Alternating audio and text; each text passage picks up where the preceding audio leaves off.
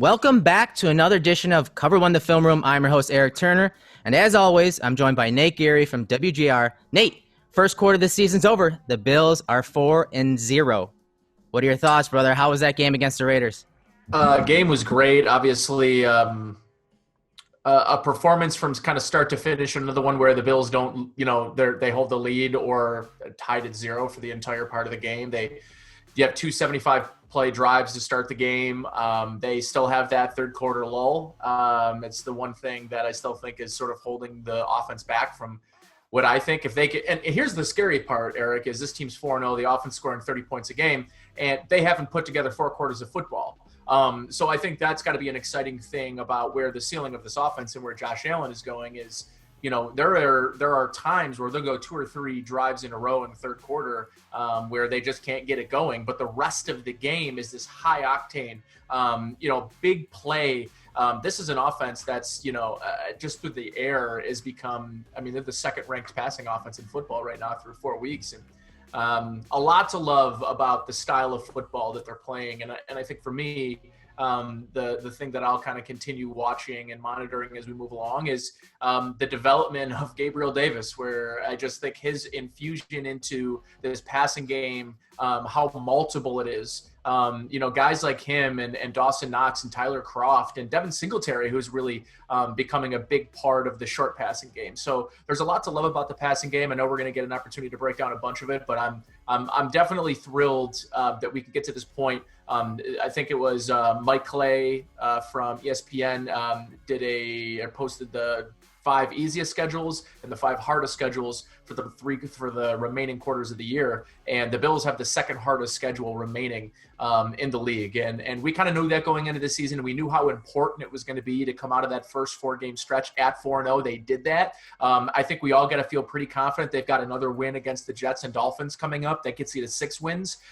Let's see where you are against the Patriots. That's potentially 8 wins right there that we're talking about. And how many more do you need to really secure that playoff position? So I think that they're in a really good position, and there's lots of tests coming up here in the subsequent weeks. Right, and the Raiders, they did some interesting things to Josh Allen, and Josh Allen obviously flourished. For the game, he completed 93.3% in adjusted completion percentage. So spikes, throwaways, hit his thrown, those things are thrown to the wayside. Obviously, that percentage was number 1 for the week. Nate, for the year, it's 82.1%. That ties him with Derek Carr for 3rd overall. Goodness. What different games those two play?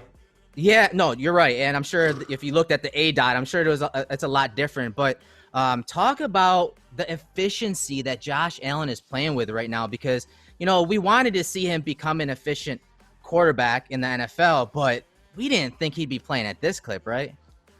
No, definitely not. And 82% for the year and 93% after last week are just absolutely mind-boggling, really hard to wrap your mind around numbers. And to your point, listen, I frankly, I went on record and tweeted out, I think it was during the Monday night game, the Raiders and Saints. Derek Carr is playing pretty darn good football. This is probably as good a football as Derek Carr has played since the year, 2016, where he injured his back or injured his foot, broke his foot right before the playoffs, where that was really the peak we saw from Derek Carr. Derek Carr pound for pound, he made some plays. That long touchdown that got called back to Aguilar, he made some plays in that football game. That beautiful pass on the sideline to Renfro. So there are some really good examples of some of the throws that Derek Carr made in that game. And Josh Allen just, is the story, obviously, when he gets out of that game. But, this was easily the most impressive Josh Allen start from a passing perspective. And it was his least the least amount of yardage output that he's had this year, has been easily the most efficient. And easily the most impressive from a just level of difficulty. The window throws, the anticipatory throws, that throw to John Brown, which should have been a touchdown and been on ESPN highlight films for the next 10 years. That throw was unbelievable. And, I know we're going to get an opportunity to see several other throws like that today, but listen, what we're seeing from Josh Allen off platform, throwing sidearm to John Brown in double coverage in the only place that he can make the catch. Credit, everyone's like, hey, credit John Brown, a beautiful catch. Totally agree. But that throw was unreal. So what he's doing week in and week out now is getting to a point where, I think we're having really serious discussions around him and the potential MVP. Yeah, and I'm glad you brought the off-platform throws because you guys follow us. We've been talking about Josh Allen's mechanics the entire offseason, and it's obvious through the first quarter of the season that those mechanics are actually working. Well, guess what? Everything that you've learned from us over the last few months in the summer, throw it out the window because the best throws in this game from Josh Allen were all off platform. They were without his feet. His eyes a lot of the times weren't even looking at the target. His shoulders, his feet weren't moving towards the target, and he was still throwing dimes. And these were throws that really played to his velocity. He was throwing with velocity without his feet. It was his pure arm talent. And if, we talked about him being efficient and needing those mechanics to be an efficient quarterback, well, guess what? If he can make these throws consistently, these big-time aggressive throws consistently off platform without his mechanics, forget about it. It's going to be incredibly difficult to stop Josh Allen as a pocket passer, and that's what the Raiders did to him. They made him play from the pocket. They played zone coverage 66% of the time. They did it, as best they could of making him throw in that short to intermediate area, and he did a decent job of doing that. Hit a couple deep, obviously, but I think they made him play from the pocket, and Josh Allen completed passes without his feet, without his, shoulders being at the target. I mean, it was literally the opposite of what we preached the entire offseason. Wouldn't you agree, Nate? Yeah, totally. And I think too, this is a product. The throws, the success that he's having off platform are really a product of the work that he's put in fundamentally in those other places. Is he feels more confident and has a much larger level of confidence making those throws with who's on the other end. Think about some of the throws that he's making where last year Duke Williams or, over the last couple of years, Lee Smith, who, is a guy that obviously still has a touchdown this year. But like what I'm saying is the confidence level in the offense, the confidence level with the players that are around him on the other side that he's got to throw the ball to, and the confidence level in himself are all like peaking at a sky high right now. And when you have that confidence level, you are going to make and attempt throws that very few guys in the NFL can make, and that's Josh Allen. But he hadn't in years past been doing those accurately enough to warrant wanting him to see it, pull it out. Like he pulls out, it's like pulling out trick shots. And, there are very few guys, and frankly, there are two. It's Aaron Rodgers and Patrick Mahomes. Those are two guys that when they go off platform, they become more dangerous than when they're staying on script. And Josh Allen is rapidly approaching that territory. He's always had the arm strength to do it, but I don't know that he's had the experience or the confidence to do so in a way that makes him unguardable. And like Patrick Mahomes, his thing is throwing behind him, and he's got the entire defense, everyone's momentum. The technique being taught in Kansas City is the exact opposite technique every coach has ever coached scramble drills, because Patrick Mahomes is a different type of athlete. He's a different type of quarterback. And there is going to be a time soon enough here, Eric, where teams are going to have to try to figure out, I don't know that it's zone. I don't know that dropping back in quarters or playing quarter halves, trying to confuse him on multi-field reads and multi-field coverages. Like, I don't know that zone is a really smart thing to run against Josh Allen. But against this lineup, I know that running man is a terrible idea because they'll just run crossers to death on you. And the thing that I love about when they switched to man a couple of times, Josh knew it. He diagnosed it. So did Dable. And they just go right to the crossers. They don't care if they run crossers ad nauseum at you. They'll run the same damn concept, play in and play out until you stop them. And I always just felt like you have to have a certain level of confidence as a play caller and a quarterback to say, we're going to run a small amount of plays, stop us, because we're going to execute them at a level that you can't. So, in years past, you have head coaches and you have play callers in this system and in this organization who have these big, wide, long, hundreds and thousands of plays, right? Like the Shanahan play sheets that you see. And for me, they're winning on a very small list of concepts that they know they execute better than anyone else.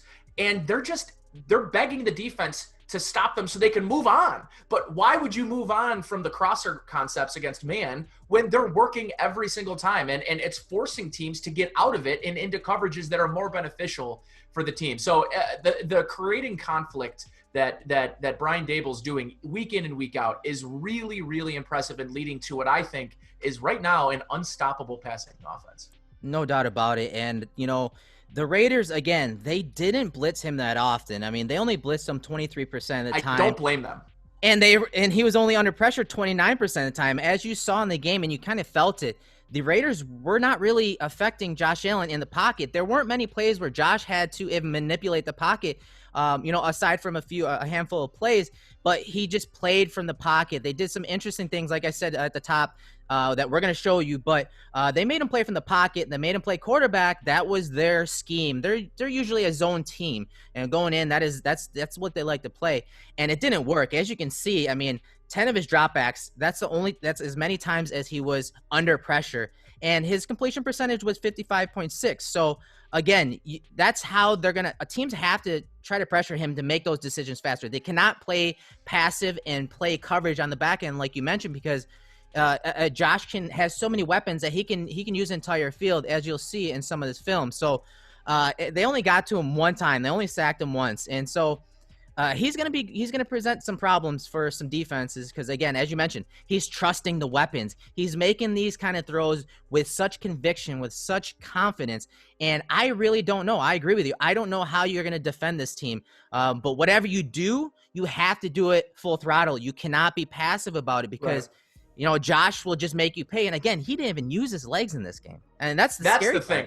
100%. And now what he's proving week in and week out, especially the last 2 weeks in particular, where I think altogether he's got 6 rushing attempts and 2 of them are basically just up the middle quarterback sneaks. I don't even count those as rushes because this guy, what he's doing through the air right now is he's an MVP because of his arm. And he's not an MVP because he's running as well as he's throwing. He has become an elite level pocket passer. And when that transformation occurs fully, and I think it's here where the evolution of him as a pocket passer, it is creating nightmares for defensive coordinators because what are you supposed to do? And Josh Allen is going to start becoming a real lethal runner, a guy that uses it sparingly, but boy, I just imagine over the next couple of years, his yards per carry is going to be through the roof because he's going to be very picky and choosy, and teams that are going to get lazy on leaving a spy in or protecting themselves against him as a runner, and they're going to drop a bunch of people back in coverage. Well, Josh Allen, so he just becomes a really difficult cover because you can't go all out against the pass and leave him open for running, and you can't go all out against the running because he's an elite passer. So he's turned into, and again, 2 guys like that in the league right now, Lamar Jackson and Josh Allen, subsequently enough coming from the same draft class. I think it's the state of quarterback play in the league is bright. The young guys are really, really trending forward, and it's remarkable to me that Josh Allen is shining brighter than all of them right now. Right, and I'm glad that's a great lead in because obviously we're going to break down some of the good, some of the bad, but there's a lot more good on this film, guys, than bad. So without further ado, let's jump into the film. All right, first play is a 3rd and 11 play, obviously top of the first quarter by the Bills, and the Bills have Stephon Diggs in the backfield here. This is something that we saw a lot with Bill O'Brien, DeAndre Hopkins, the Patriots with Edelman. They put him in the backfield, and it's just to identify the coverage. Of course, Joyner moves with him, and they believe they have man coverage here. And when the play eventually unfolds here, you're going to see the Bills in the empty set here, but you're going to see Devin Singletary, come into a stack set with John Brown. And I believe that Allen is actually trying to target Devin Singletary to the bottom. It's a similar play they ran against the Cowboys last year for a big play to Devin Singletary because they got man coverage, obviously, with a linebacker on him. But obviously, Josh comes off of that, and you're going to see the safety drop down into a lurk technique, a robber technique, and he's just helping his teammates right at the sticks. You'll see him drop down right near the sticks, and of course, this is Diggs right here running that deep over. So that lurk defender he's getting to the middle of the field, and he's either going to have to pick Diggs or he's going to have to pick John Brown across the middle here. So it's a nice high-low. And, it's kind of weird how the Raiders play this because they do have someone over the top here. And this lurk defender is almost, kind of help right here for this, this post area. But you'll see as Diggs moves along, he gets behind that at full speed, and Josh Allen hits him. And I want you to talk about Josh Allen's, eyes on this play, his discipline, his poise from the pocket here, because as you see from the angle that we're about to bring up, Josh Allen is just hanging tight against this 4-man rush. And, again, you got Diggs versus that lurk defender right here, dropping in the middle. And this is where Josh initially wants to go, right here on the out route to Singletary. That linebacker's in good position, so that's why he bypasses that. And, again, he throws it to Diggs, obviously. But, Nate, talk about Josh Allen in the pocket here, what the Raiders did with these defensive ends right here, because these are the looping defensive ends, and just his poise in the pocket and letting this play develop on 3rd and long.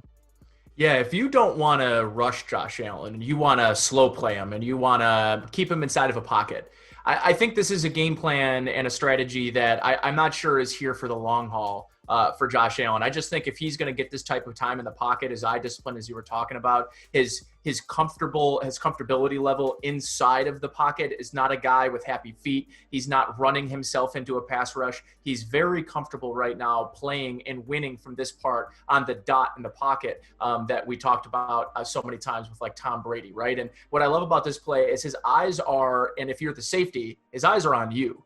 Now, I think Josh Allen knows exactly where he's going with the ball once Devin Singletary is clearly not his best option here.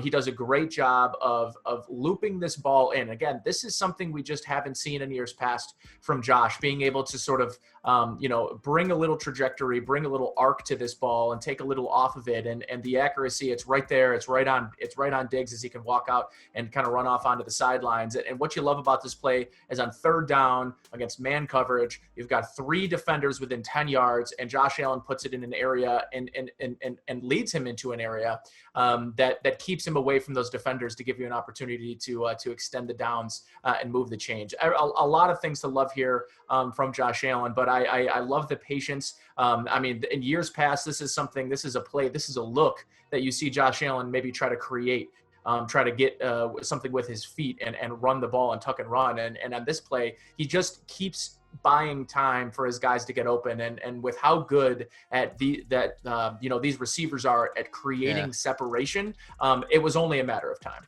Right. And we talked about setting the hallway, getting that arch of that back foot pointed at his target. So, again, this isn't to scale, but this gives you a general idea where the arch of his back foot is, the hallway that is set for him, that 18-inch hallway when quarterbacks talk about accuracy. Look where it's pointed at. And obviously, that is not where the ball goes, but watch his follow-through. Watch him swing that back hip through. That's that rotational passer that he was working on. So even though he drops that arm angle down a little bit, throws a little sidearm, watch that back hip whip forward and he becomes square. This is not something that he did in the past. This is, again, maybe not setting up to his target, but this is him using his hips and his core to generate that torque and accuracy to Diggs. So again, he wasn't looking there with his feet, with his eyes, but he is throwing it to Diggs on a rope. Look where he's throwing it from. He's throwing it right about the 20. He's throwing it without his platform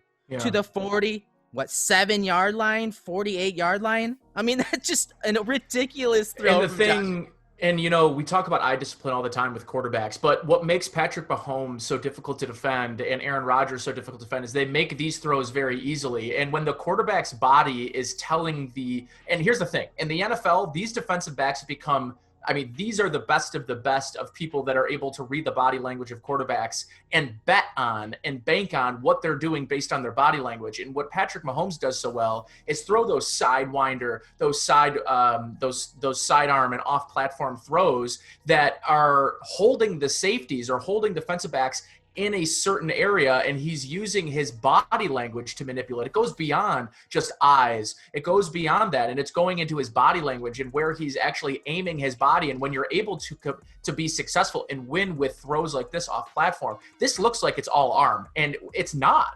And I think that's the thing too. In years past, this was a throw he would make all arm, and that's why the accuracy was all over the place on these types of off-platform throws. Now he's able to make these throws because I think he has a better understanding going into, especially like last offseason, what he's capable of doing. He just needs the math behind it, right? The algorithms behind it to match up with all of that raw talent and skill. And that's what we're seeing here. And I think it's really important to note that, like, this isn't an all-arm throw. There's a lot that goes into, a lot of mechanics that go into making a throw like this successful. All right, Nate, still at the top of the first quarter, 2nd and 10 situation, ball on the 50-yard line. Bills are in a 2-by-2 set, and as always, they're the number 1 team when it comes to 10 personnel. They are in 10 personnel. So the running back is set to the top of the screen to the field, and to the top of the screen, you see 3 eligible receivers. They're going to be running 3 routes that are very good against single high safety looks. To the bottom, they have their 2 high beater, which is basically an out route by Davis and then an in-breaking route by Stephon Diggs. And the defense post-snap, they're in good shape, right, Nate? Because to the top of the screen, you're going to see a 4-on-3. They have 4 defenders to cover the 3 eligible to the top. To the bottom of the screen, they have a 3-on-2. So a linebacker, Trayvon Millen, does a great job of redirecting Diggs here and almost screws up the timing and spacing of these routes.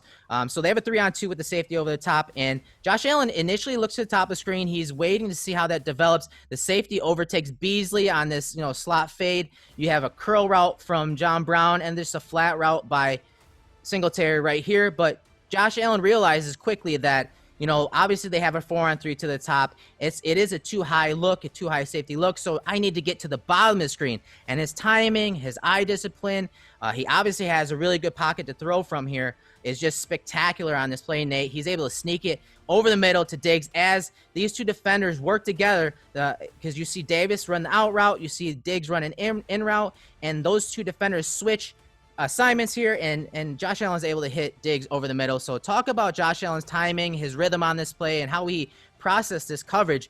Very good coverage by the Raiders on this play, Nate. Yeah, good coverage by the Raiders. I mean, if you're Paul Gunther, this is exactly why you drop a play like this. And what you love about Brian Daboll and Josh Allen is they've always got an answer. There's like the kid with an answer to every test question when they go to the test, and they're prepared. And what you love on this is the processing speed that you're getting from left to right, diagnosing what the defense is doing. Like you mentioned, when you've got 4-on-3 on the left side, go to your best route runner. And I think what he does a good job here. And what's crazy about this too is seeing Max Crosby get the hand on it and still just end up right in Stephon Diggs' chest. On the same line, basically. Right. You have to have just a level of velocity that's what Josh Allen possesses. Like, there's a few guys where that ball isn't going nosediving into the ground. I mean, it didn't even change flight pattern. It's insane. But yeah, no, I think too, the other thing on this play that you love to see if you're Stephon Diggs and if you're Brian Daboll is, you're using their technique against them, right? If they're going to pass off the linebacker, by the way, Corey Littleton's a nice cover linebacker. That's not for nothing. That's not some bum out there. He's one of the better cover linebackers in football. So he does a nice job flipping his hips and getting back around. But you're talking about one of the best route runners in football. You're just not going to be able to keep up with him when he moves him around and passes him off. So good on the Bills for taking advantage of what their structure and their scheme tells them to do, and use it right in there and throw it in their face. Yeah, and like I said, Josh Allen started at the top of the screen. Whether he did that on purpose or maybe he misread pre to post snap, it doesn't matter. He realizes very quickly that he needs to get to the bottom of the screen. And to me, just from the timing of the route, if you watch it in real time, to me, it feels like Josh knew the coverage and he was just letting it develop. That's the way it feels to me. I can't obviously guarantee that's what happened here, but just from the timing and how he hits the top of the drop, and by the time he hits the top of the drop, he comes back to the bottom of the screen. It just screams of very good timing and very good discipline. And again, understanding what coverage he's going to see here versus this 2-by-2 set. And just a good play from Josh Allen. And as you mentioned, the velocity on the throw obviously matters on this play because it's going through Crosby, who looped inside again on this play to get in his face, and those long arms and athletic that if Josh were to take off up the middle, he's going to be covered up by Crosby here. But just a good play from the offense. And as you said, Brian Daboll. All right, Nate, 3rd and 1. We have the touchdown pass to Gabriel Davis, and there are just so many layers and nuance to this play. I just love this. Might be one of my favorite plays they've run all year. So 2-by-2 set, and you see Knox kind of motion there to try to get an idea of the coverage. So let's put some context to this play. So obviously you see the rookie Robertson in there. He's in the slot versus Davis.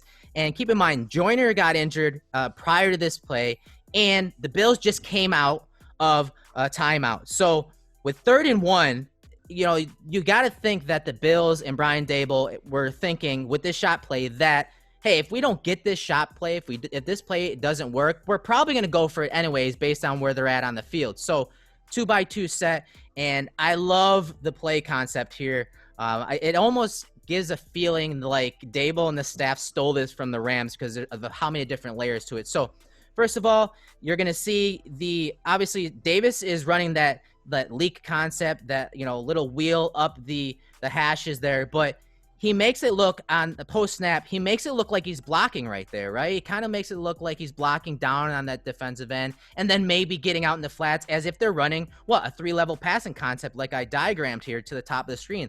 Very, Jared Goff, Sean McVay like. Well, obviously you see Robertson kind of commit to a run fit, and even to the bottom, you see Trayvon Mullen drop coverage versus Diggs here, and he kind of slow plays it, kind of like Cooper Kupp did versus Trey White last week. And obviously, it with his hand up, you'll see it's almost like that's who they wanted to go to. You see John Abram execute a slice call here, but I think Josh Allen is looking at this linebacker right here. He stayed home, and he's probably thinking that he's going to take a look back and drop out under Diggs and have the slice by Abram kind of cover over the top. So he's kind of bracketed. So he quickly comes off of that, and now this is Gabriel Davis right here, getting up the seam right here, and this is usually a good cover 3 beater. Well, guess what? It's beating Robertson to the end zone. So I want you to talk about this play from Brian Daboll, his staff, the situational football, the understanding of what coverage you're going to see. There's just so much good on this play, Nate. Yeah, you know what teams in the NFL do, and they make an excuse. Well, we were going to go for it on 4th down anyways. You know what they do? They run. They say, well, we'll run on 3rd down because we're going to go for it anyways. And it's basically like saying we're going to waste a play. But not Brian Daboll. Brian Daboll waits to dial up what I'm sure he was like driving home on Friday afternoon from being at the office all day, just having a nice jolly laugh about the play he can't wait to pull out during this game that he knows is going to be a touchdown. And I think to your point, I think the thought process was that this could be open for Diggs for a touchdown instead. Sure. Gabriel Davis does a great job selling this at the line of scrimmage. You mentioned, that this play where he comes down and fakes the down block is exactly the reason that he's able to just run free. And, Robertson's got to get through some of the clutter in the middle of the field to get himself back in a position. And at that point, he's in trail technique, and all he's doing is running for his life. And, Josh Allen does a great job of quickly diagnosing the fact that he's got a guy on the trail right now. And all you need to do is get the ball in the hands of Gabriel Davis, and he'll do the rest. And another accurate throw down the field. I mean, this is a play that just kind of last year, this is John Brown against the Giants. This is how many times has a guy have 5 to 7 yards of separation down the field and Josh Allen miss him or overthrow him? Those aren't happening anymore. I got one better, Nate. I got one better. If you remember the Browns game, he missed Isaiah McKenzie on this exact play, on this exact route. He totally overthrew him. I don't know if you remember that versus the Browns, but he ran that exact route. This time, obviously, it's Davis, but he missed it. But look at I'm glad you mentioned, obviously his mechanics, but look at it where his eyes are when he hits the top of the drop. He does not even calculate where he's supposed to throw it. It's immediately. Yeah, he just knows where he's going to be. It's immediately, okay, I got my eyes over there, and the ball's coming out. There's no wait. This is that manipulation I was just talking about in the last play. That body language that holds players, that holds defenders. And when you know where you're going with the football, again, these are the answers to the test. He knows them ahead of time. He knows them before the answers or before the questions are being asked. Yeah. And like this to me, I mean, look, if you kind of slow it down right when he throws the ball, the ball is coming out as his head is coming across. It's super impressive. Just such a pretty ball by Allen to Davis. Obviously, Davis is a guy that keeps showing up every week, and you can see why the Bills are number 1 in 10 personnel, because they have obviously a bona fide star in the making. And you know what? He doesn't have to week in and week out carry the receiving core. He obviously has some really good players ahead of him, but when he's called upon, the few times each game, he's just making plays, and this was just another one of them, this time against the Raiders. Top of the second quarter, 3rd and 7, ball on the 11-yard line. Bills are up 7-3, and the Bills come out and they run the go concept. So if you guys remember the Dallas Cowboys game last year, Josh Allen hit Beasley on the secondary route over the middle for the touchdown. This is that exact same play to the top of the screen. So Daboll does a great job of putting Diggs in the slot here. And why is that important? Because that is who basically the first read on this play is. Obviously to the top, that's your single high beater concept. To the bottom, if the Raiders were to show a too high safety concept, probably to the bottom, that's where Josh Allen would probably be going. So post snap, what Josh Allen is waiting for is to figure out who the flats defender is. Who are the defenders that are going to jump this flat route by Diggs? Because obviously everyone's on high alert when you get in the red zone. You have Diggs in the slot. And to the Bills' benefit, both of these guys jump the flats route to Diggs here. And so now, you see Beasley just throttle down his route a little bit.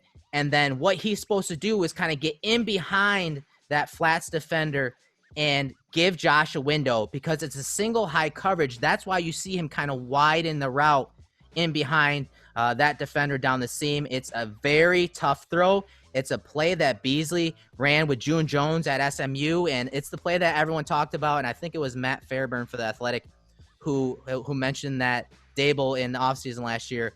This play was brought to Dable from Cole Beasley, and they called up June Jones on this specific play because the Bills are going to see a lot of cover 3 and a lot of single high coverages. This is that play, and obviously that throw was a laser to Cole Beasley. So talk about that placement, talk about that read, and of course, talk about Josh Allen in the red zone, man. This is when that arm velocity and that arm strength really comes into play. Yeah, that's spot on. And this Marcel Louis-Jacques of ESPN was talking about this too, just how underrated Cole Beasley is, of just understanding the areas of the field. And you talked about his experience with this play at SMU and him bringing this to Brian Dable and his ability to slow play, to slow down routes. Like, this isn't something that a young receiver just comes into the game doing. Like, this is something that he works this play perfectly, letting giving the opportunity for those players to commit to Stephon Diggs who are passing across his back. And this ball is just nutty. We're talking about a window throw that needs to be made with precision. And he actually does a good job, even though he gets Cole Beasley in the air. Getting him in the air actually probably protects him a little bit.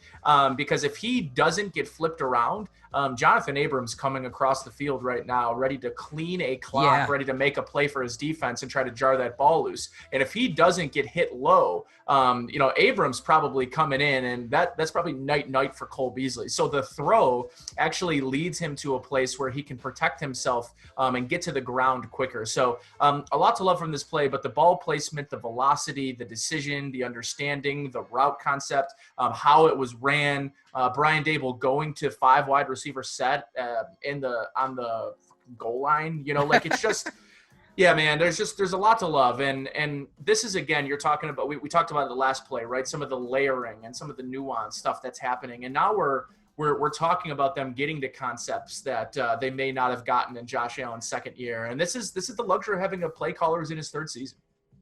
Yeah, and I love your point about the pacing of the route by Beasley and how his experience in doing that really meshes well. We talked about it a couple years ago when they brought Beasley in. His timing and pacing of routes, his unorthodox route running style really matches up with Josh Allen, especially last year when he's still kind of working on his processing. But now that he is processing really well, he's able to trust Beasley, in the red zone here. And that arm strength just comes into play for 6 points. All right, Nate, second quarter, 9:38 on the clock, 1st and 10, ball on the 25-yard line, and the Bills are up 14-6. So this is a play where I think they were trying to get it to Tyler Kroft right here on a play action pass.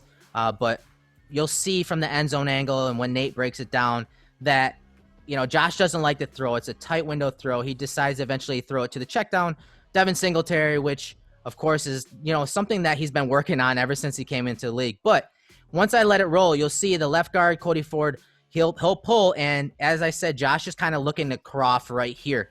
But you're going to see Diggs come screaming down the middle of the field with the middle of the field open, and he's wide open on this play.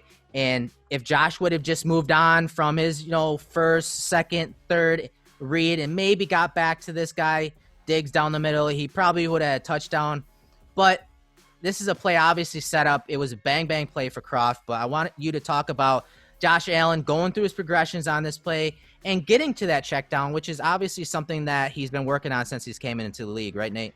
Yeah, and they'll come back to this play, especially from that bunch set where you get the motion out and it really clears things up for that bunch set on the left side. And they're going to come back to this concept. We should see this again at some point this year against a similar look. And I think, there's a good chance that Stephon Diggs went back to the sidelines. There's a good chance that Gabe Davis went back to the sidelines, and they let Allen know that both of them were open on this play. But I think we celebrate the little victories when we can get them, because a big criticism of Josh Allen in the past has been that he has not necessarily been willing to check the ball down. So we should celebrate the 6 and 7 yard checkdowns when they come and they're successful. And the other thing I love about the design of this play as well is the pulling guard of Cody Ford really sells the play action fake. I also love when they do that read option where Josh opens up to his left, rides the play fake, and brings his hips back around.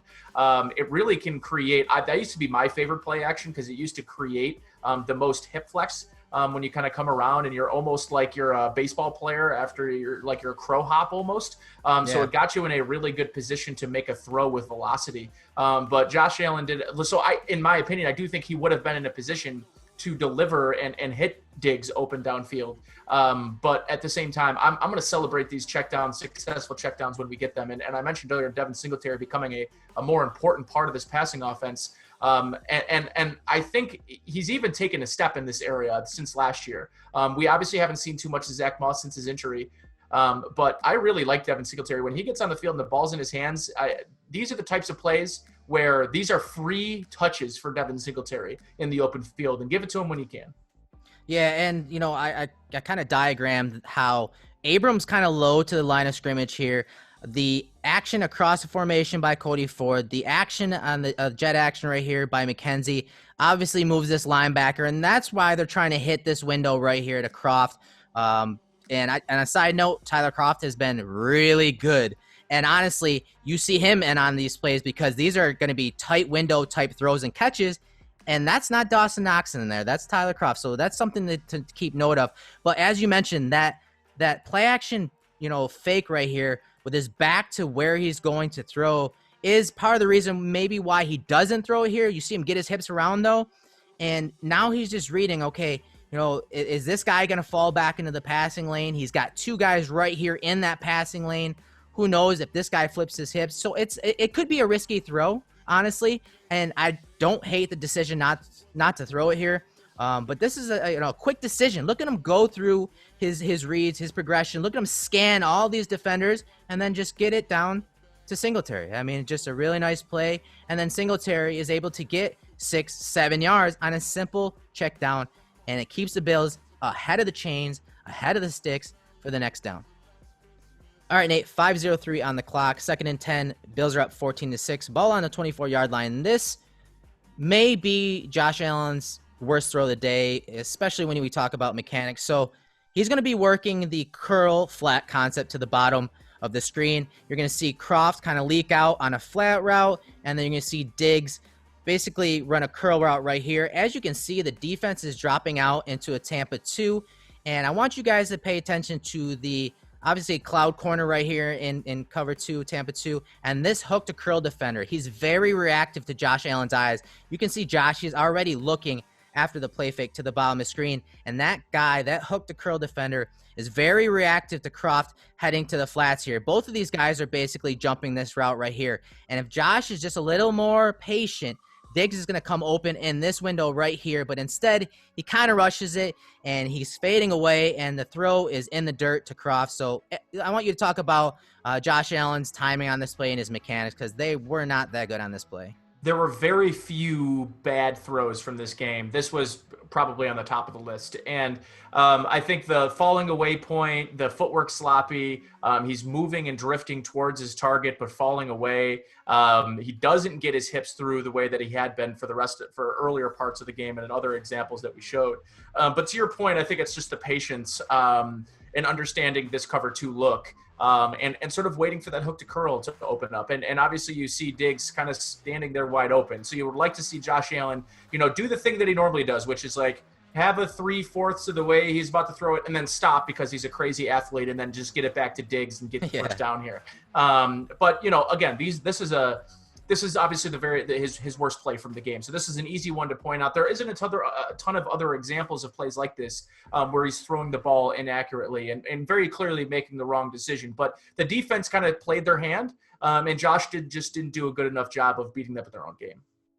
All right, Nate. So this is the third quarter. Bills are up 17-16. So we're at the end of the third quarter, 2nd and 14. This is the drive where Josh Allen, he started getting hot, towards the end of this quarter. It's a 2nd and 14 call, and you're going to see him just dump it down to Dawson Knox to the top of the screen. But I want to break down the high-low concept that the Bills are throwing against the Raiders here. So you're going to see Dawson Knox in the slot, run a little flat route, little diagonal route on this D pivot. That's called the diagonal pivot. And Diggs is just inside the numbers there.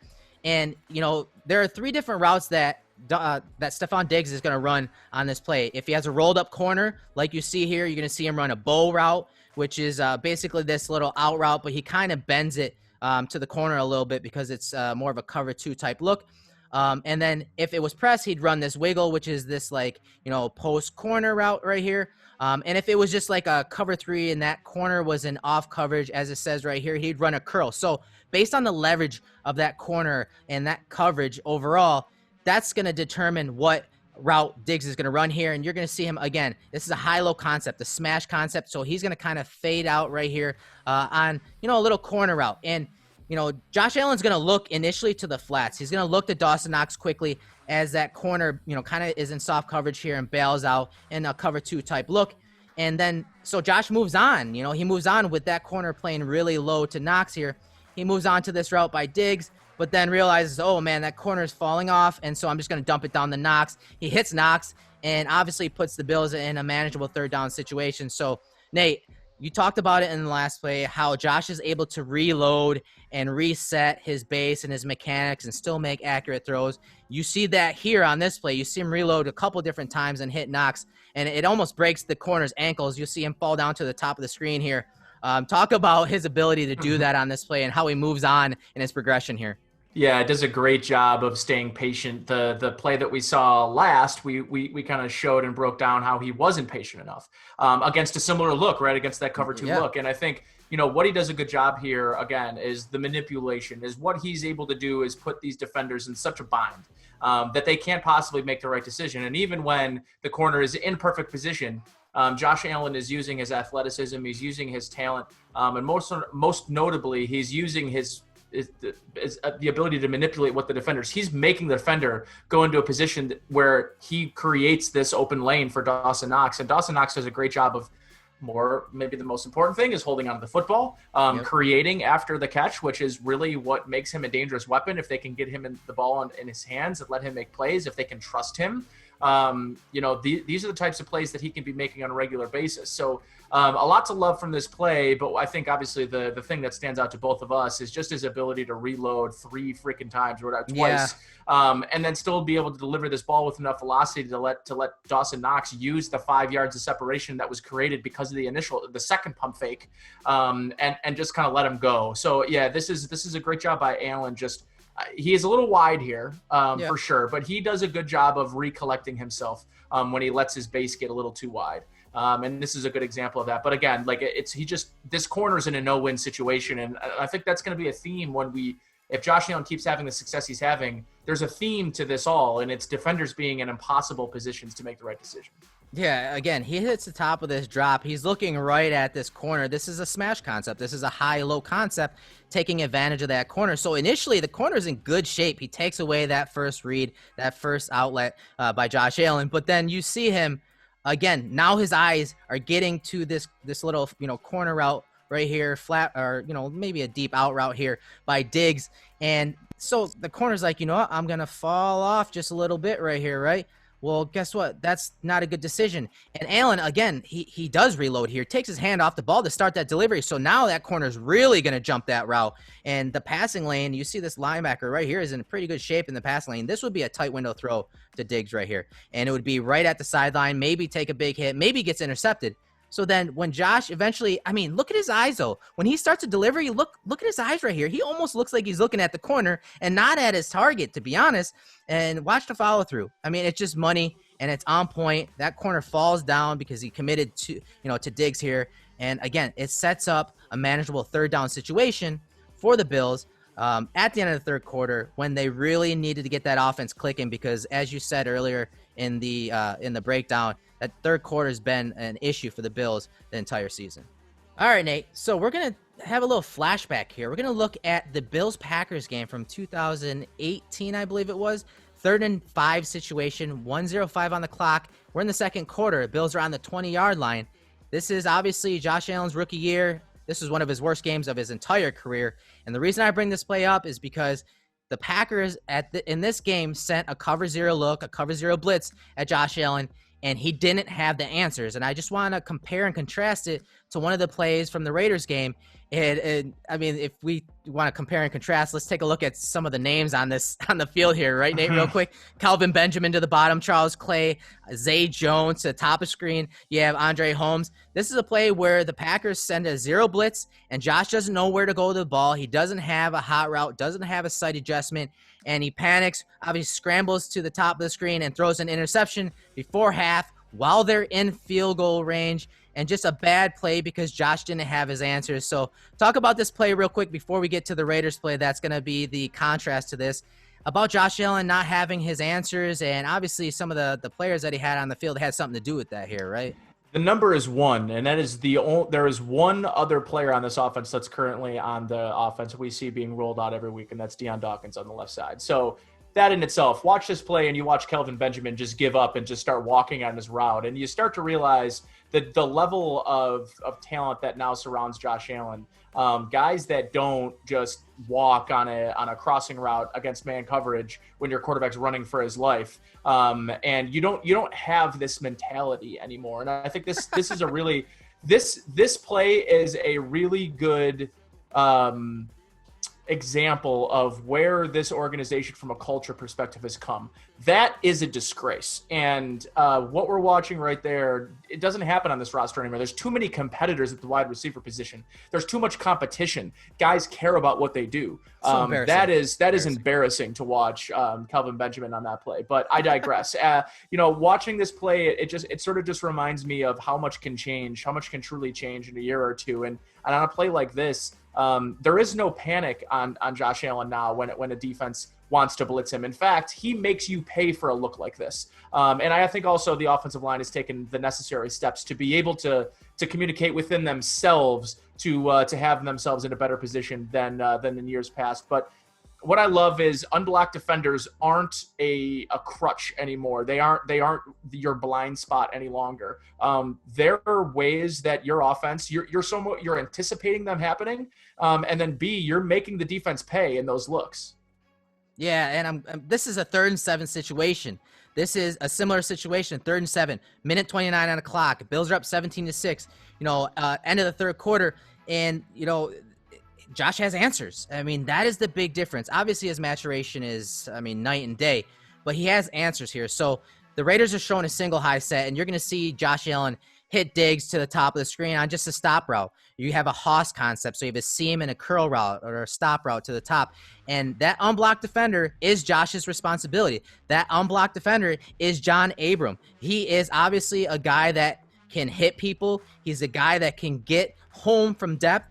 And Josh Allen is calm, cool, and collective in the pocket because he knows that Diggs is going to come uncovered here. He knows the route that Diggs is going to run. He knows the depth. He knows he has time. He does not panic. He just waits for that to uncover, and then anticipation. Look, delivery has already started, and Diggs is not even out of his break, has not turned yet. The ball's on point to him there. So, talk about the poise here and just Josh Allen having answers on this play, Nate. What a difference, right? Yeah, again, what a difference the year makes. And he gets the ball out quickly on time, and he knows with the the non-press that you're seeing here. I mean, there is a ton of room between Stephon Diggs and that cornerback, and he's given him at least 7 yards of cushion. And if you're Josh Allen, that's taking candy from a baby right there. I mean, that's as easy as it gets. And as much as you have a free rusher, it just doesn't matter when Josh Allen has the answers. And the throw is fine. The play is fine, but it's the recognition and feeling like in years past, this is a play where you watch Josh Allen scramble out and hope that he can make a play with his feet. And now this is one where he gets rid of the ball before the defender's even in his face. All right, still towards the end of the third quarter, 1st and 10 situation, ball on the 29-yard line. This is the deep out route by Beasley that Josh hits from the plus 38-yard line to the 17-yard line, from the far hash to outside the numbers, on point. So the defense is playing a pattern matching coverage, and it ends up being man coverage with the slot corner right here who is an off coverage but outside leverage. Eventually manning up on Beasley here, and Beasley does a great job of, again, pacing that route. Watch him with a little stutter step right there, and then, he even uses his eyes. Look at him look to the middle of the field like he's going to break to the middle, because he can kind of see there is, some space in here. So he uses his eyes to sell it in breaking route, gets that cornerback to change his leverage and then open his hips, and now he has him. And obviously that defender kind of holds him there. And just the throw by Josh Allen is just, it's just remarkable, Nate. The arm strength here from, again, that left hash outside the numbers there to the far sideline. So talk about Josh Allen's play here. Obviously his wide receiver makes a heck of a play, but it was good placement, wouldn't you say? Great placement. This is the type of throw you would remember Ryan Fitzpatrick having to literally will his entire body towards this throw to make a far hash to others to opposite sideline throw. And Josh does it like with just the flick of his wrist. What I love about what his drops tell me is just how confidence, the level of confidence he's currently playing with. It's sort of like how when you're, I'll go to my golf analogies, and you stop thinking about the fundamentals and mechanics of your backswing, and you start to swing way freer, and it's when you can make really good contact with the ball. The same here with Josh Allen is he's so confident with his drops. Josh is thinking about less mechanical things, and he's focused more on the defense. And I think things like this, the steps he's taken this year, a big part of it is he has trust in his mechanics. He has trust in the fundamentals because he reps them ad nauseum. And when you have that type of confidence that you don't have to think about, well, is my foot going here if I'm throwing it here? Oh, I got to make sure. You just, when you're free in your mind, you can make the plays that we're watching Josh, and he's freeing up all of the natural talent and the raw talent that Allen has had because he's not thinking about a lot of those things anymore. And this throw is just, it's perfect. And you give Cole Beasley an opportunity to make the catch, get down, get 2 feet in. I mean, this is, last week that Gabriel Davis throw at the sidelines where it was very clearly, it was a throw and a catch, and it's going to go down in the playbook as a completion and a long completion and a 20-yard completion, but it should have gone down in the playbook as a touchdown. And this is the type of play, this is the type of accuracy that when on display is some of the most undefensible and undefendable throws in football right here.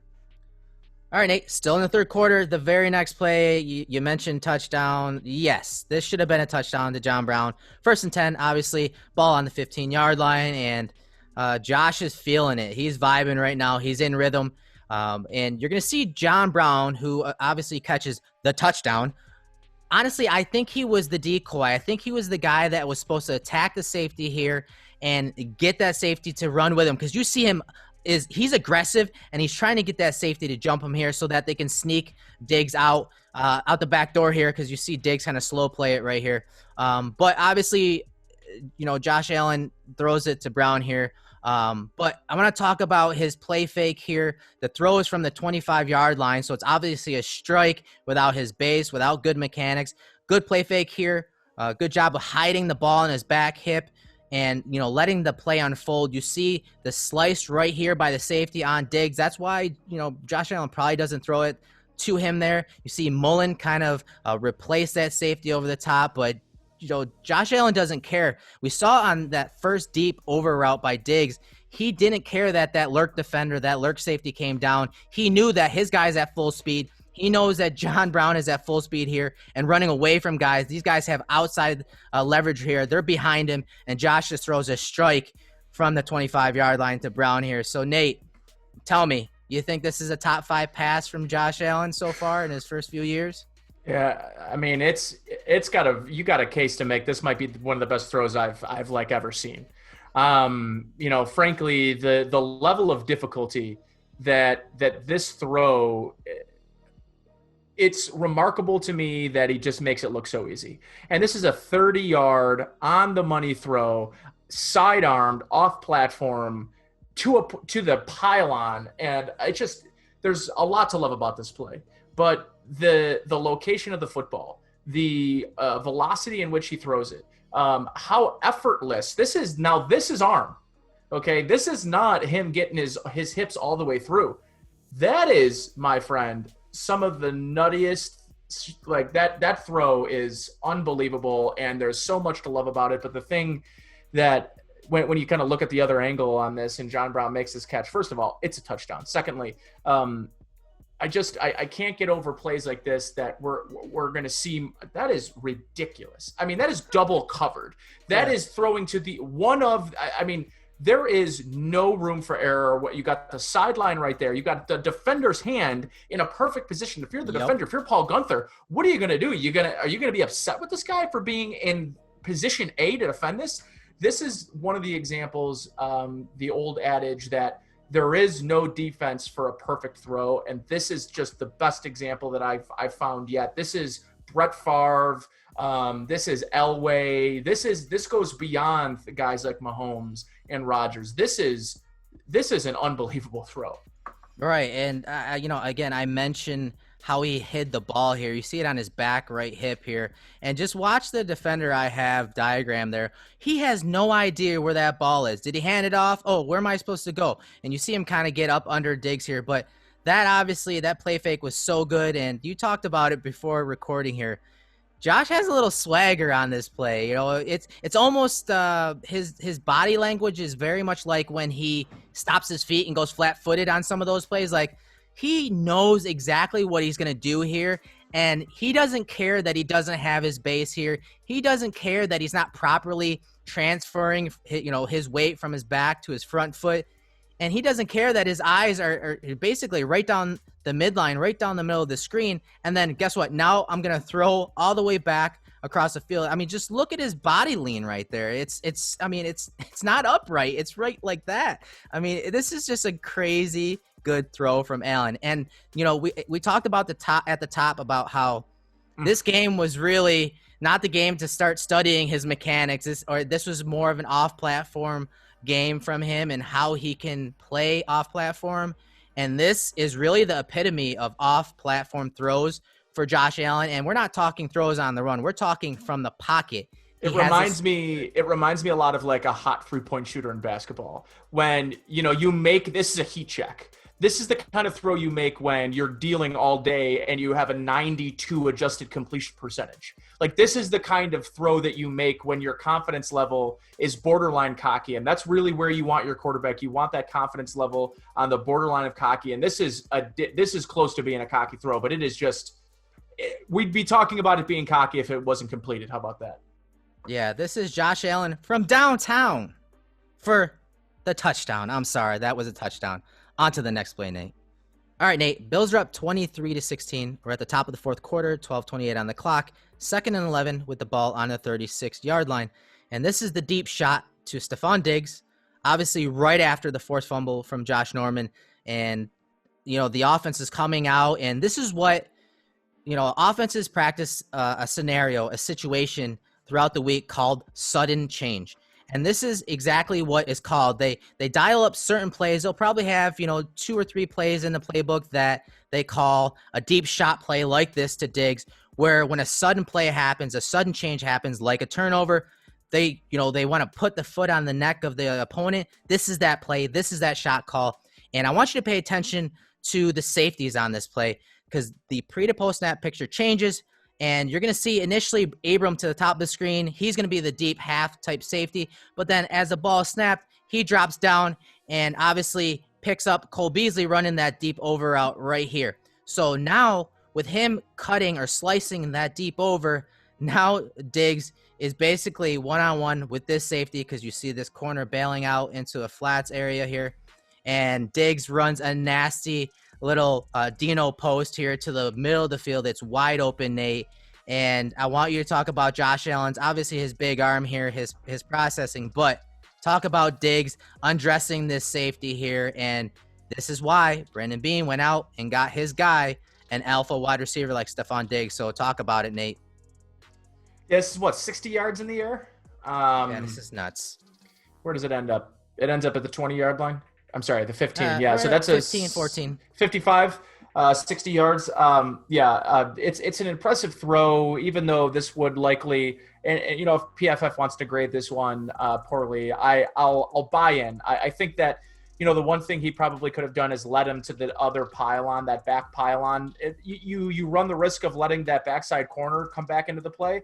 But if you go to the numbers of that front or backside pylon and let him kind of run under this, should be a walk-in touchdown. So This is a little like the Gabe Davis play, but these are the reasons you sign and you go out and trade for Stephon Diggs. This route is crazy because right now that safety's got a 10-yard head start on being able to turn his hips and not let Stephon Diggs get behind him. This route forces the safety to basically give up the head start that he gave to Stephon Diggs and where he was positioned. Now he's forced to turn his hips back around, and he's got to turn around and turn away from Stephon Diggs here. So Stephon Diggs won right there. And what I love about Josh Allen, he sees it, he knows it, and he lets him go and get this. So he turned it into a 50-50 ball. I thought this should have been just a walk-in touchdown, but yeah, Stephon Diggs, this is I'm a top 5 receiver. That guy's got a hand on the ball, and he's just, I'm stronger than you. I know it. I'm better than you. And I love how he gets up and he talks immediately in the face of that safety, waits for Abram to come over because Abram's ready to come over and talk some trash, and Stephon Diggs ready to oblige. This is just such a big point in the game, a big change of momentum.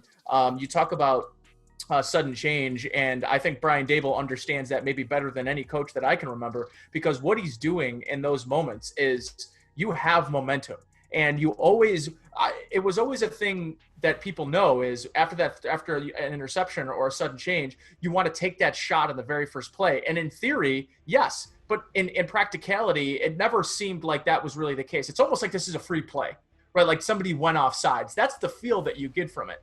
And that's what I love about what Brian Daboll just continues to dial up. And this is just another beautiful throw, another beautiful catch, and another beautiful play that just leaves you with these games. And even the biggest haters of haters got to just think about a play like this and think, man, everything is going right for Josh Allen. That's just crazy. That's nuts. All right, Nate, the Bills are up 30-16. We're in the fourth quarter, 8:33 on the clock, 3rd-19. They are obviously in field goal range, and I hate to end on a bad play because there weren't many from Josh Allen, but these are the plays that Josh has to eliminate, pretty much completely. And he did a good job this game when it comes to that, and we didn't see much of this, but this 3rd-19 play where he took a sack, this just can't happen. But the question is why? We're going to add the context. So pre to post snap, you see Abram right here. He's trying to confuse Josh Allen, make it look like he's maybe getting to the deep half here. The other safety is actually over the slot player right here to the bottom of the screen. Harris is right there in the slot playing with outside leverage on Gabriel Davis. And post-snap, what Josh Allen is looking at, he's trying to look at the bottom of the screen, and because you see Abram kind of switch to the top of the screen, so they changed the picture pre to post-snap. And this safety is dropping out. Harris is dropping out to the bottom. And so I think Josh maybe thinks that this is some type of maybe too high safety look eventually. And that's why he does change from the bottom of the screen to the top of the screen. You see a little levels concept, 2 in-breaking routes to the top, and you're going to see the number 1 receiver to the top. I believe that's John Brown, kind of come open on just a little in-breaking route right there. And yes, it's 3rd-19. He's not going to get the first down here. But as you can see, as I let it roll, the 2 receivers that are getting vertical and getting down the middle of the field, they're bracketed. You have guys underneath, and you have guys over the top. Those guys are not going to be open. Josh has to know that, okay, I'm not going to be able to get to the sticks on the play, right, Nate? I need to either just dump it down to this receiver coming across the middle or get out of the pocket and throw the ball away. He doesn't. He takes the sack here. And, again, I hate ending on a bad play, but this is a play. You saw it from the broadcast angle. He was very upset at himself on this play, right, Nate? I mean, this is a play he just can't happen. You can't let happen. You got to get away from this. We showed that play from Green Bay a couple of years ago in his rookie season, and This has a little bit of that feel. It's the same kind of mind cramp, mind melt that you want to see eventually start to rotate out of Josh Allen's game. But I think there's always going to be a lapse or two every game. I think that's just the type of player that he is. He plays with sort of like emotions on his sleeve during these games. It's why his teammates love playing for him. But to your point, this is also a product of getting yourself in a third and long situation. Yes. Defenses are in better positions to guard you. And listen, just because we've seen Josh Allen time and time again on 3rd and 22 and 4th and 11 on all these situations come up with the big play, this was the first time maybe all game that the Raiders were in an advantageous position defensively and allowed their scheme to do what it's supposed to do. And I think, for the most part, this was just a good defensive play. The defense won. And if you're Josh Allen, what you can't do is put yourself in a position and knock yourself out of field goal range on a 3rd down play that was very low. I mean, at this rate, when you get out of the pocket, either tuck it and run, slide, or if you're going to remain a passer and you realize right here that this play is not going to be open. I think what he was waiting to do was see if Cole Beasley can uncover deep, and he was going to try to take a shot. And it didn't happen. So right here, he just has to have the wherewithal. I'm out of the pocket. Either run out of bounds, throw it at Stephon Diggs' feet, and live to see another day and give your rookie kicker an opportunity to put 3 more on the board. No, I think you're exactly right. I think he saw Beasley. Obviously, this guy's in trail. They have a safety over the top we can't see. But I think he was expecting Beasley to go back out to the right here. And then that's why you see Josh Allen, as I go forward a little bit, he's looking for an escape route back this way. But you'll see the defensive end right here closing that down. That's why it's like, all right, shut it down now. Shut it down. I like your point about even if you just throw it away or get close to the line of scrimmage and stop the clock and run it out of bounds, that's fine. Just stay in field goal range, because this would they're up 14 points. This would make it a 3-possession game. This would give Tyler Bass a shot to make a kick and get him some reps, because that's a whole nother story. That's not something we break down, but getting him some reps in the kicking game is something that the Bills need to do when they have that opportunity. So Josh needs to be smarter here. He needs to call this play and get rid of it so that they can live to attempt a field goal here, albeit a long one. Just give your guy a shot to go up and give your team a shot to go up 3 possessions. All right, Nate, fun breakdown. I hate ending on that negative note from Josh Allen, but I want to get your thoughts on fair and unbiased, baby. Yep, exactly. And it goes to show that he's not totally arrived. He still has those moments. I agree with you. I do think that you're going to see that 1 or 2 times a game, but as those stakes are elevated, as they get into deep run, hopefully into the playoffs, when these moments arise, how's he going to react? Because you saw how he reacted in that Texans game last year. You saw how he reacted even in that last play we just broke down. But let's talk about, his play obviously was very good against the Raiders, but they have a good matchup coming up against the Titans. And, it's a team they've played the last couple of years, and Josh actually played pretty well versus them the last couple of years. So talk about, Josh Allen versus the Titans and what we can expect from him going forward. Yeah, I think they're going to end up facing a really good defensive line. The interesting thing about the Titans is they're not a particularly good unit in terms of where they rank in a lot of their, yards given up, points given up. They've got a lot of studs on that defense, particularly on the defensive line, which Davian Clowney, Jeffrey Simmons, who will likely be out there because he was one of the players that tested positive for COVID. So I think he's still on the COVID list. But this is a good, really talented defense. Who has been playing just like everyone else, it seems like, in the league. Some pretty low-level defense compared to where they probably should be playing. And what we're seeing with Josh Allen is how these teams are going to start defending him. I'm interested to see, Eric, how many more teams maybe start to go that cover zero look and start to blitz him more and try to get him to get rid of the ball quickly.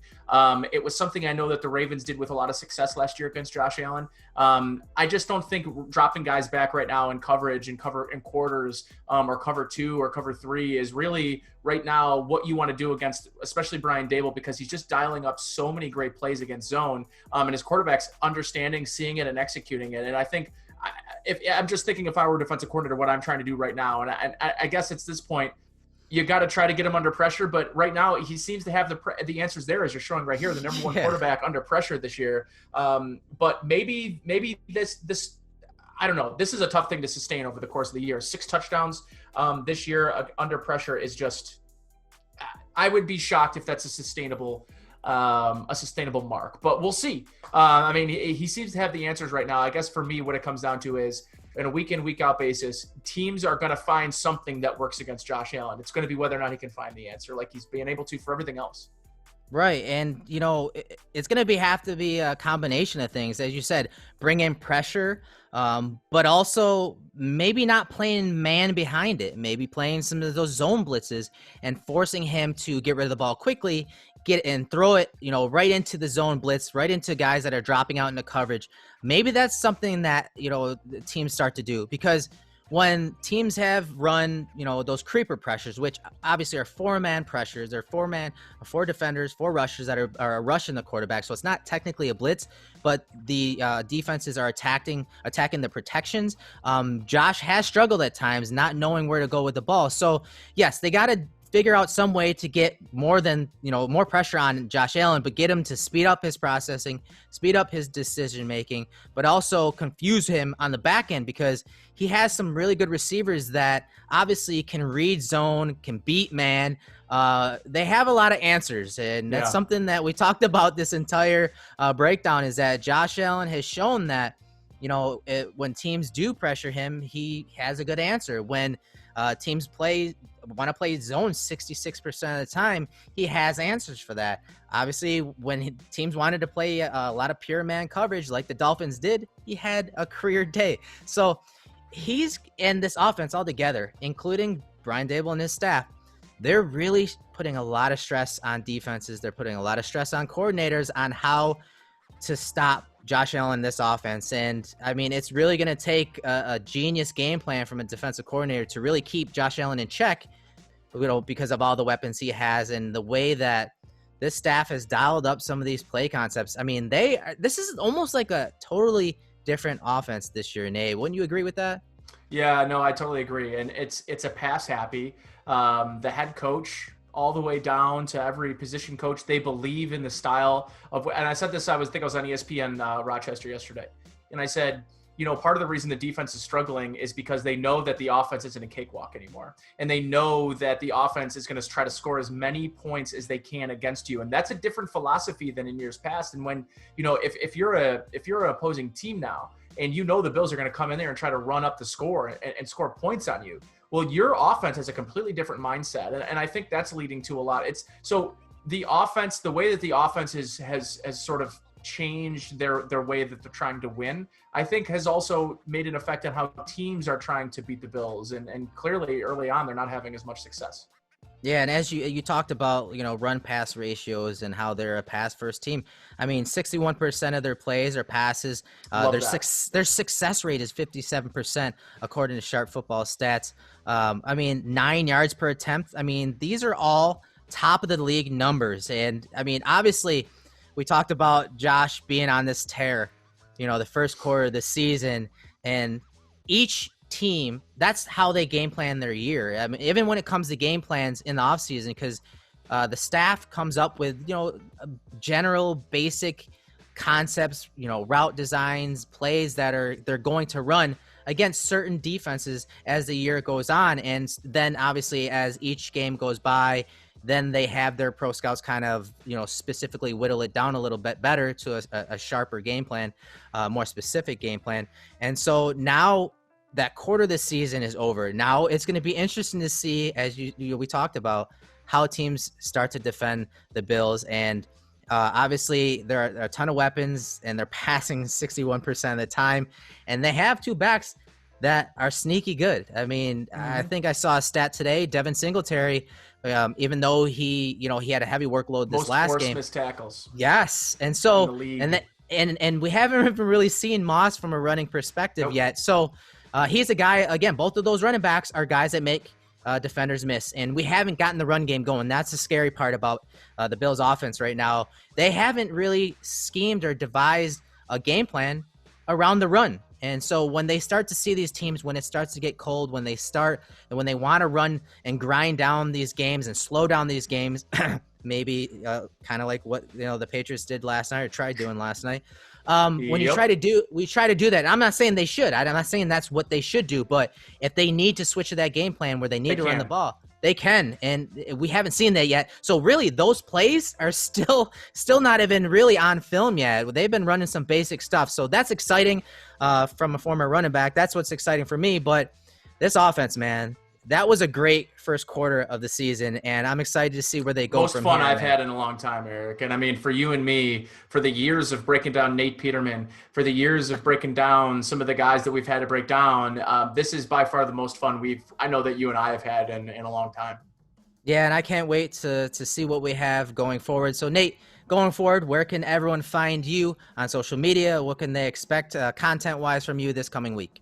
Nate Geary Sports on Twitter, Sports Talk Saturday. And usually on that show, I'm going to bring a couple of national people in, talk a little bit about Josh Allen, talk about the game before, and obviously we'll be previewing this weekend the Tennessee Titans. So I'll usually have my Teron Davenport from ESPN joining me. So we can do that on Saturday. And then, pre-half post, I'm there all day for Sunday. So you can check me out on Twitter. That's Nate Geary. I'm Eric Turner. This was another edition of the Cover One, the Film Room on Josh Allen. Of course, you'll see us next week after the Titans game. Thanks for tuning in. We'll see you next week.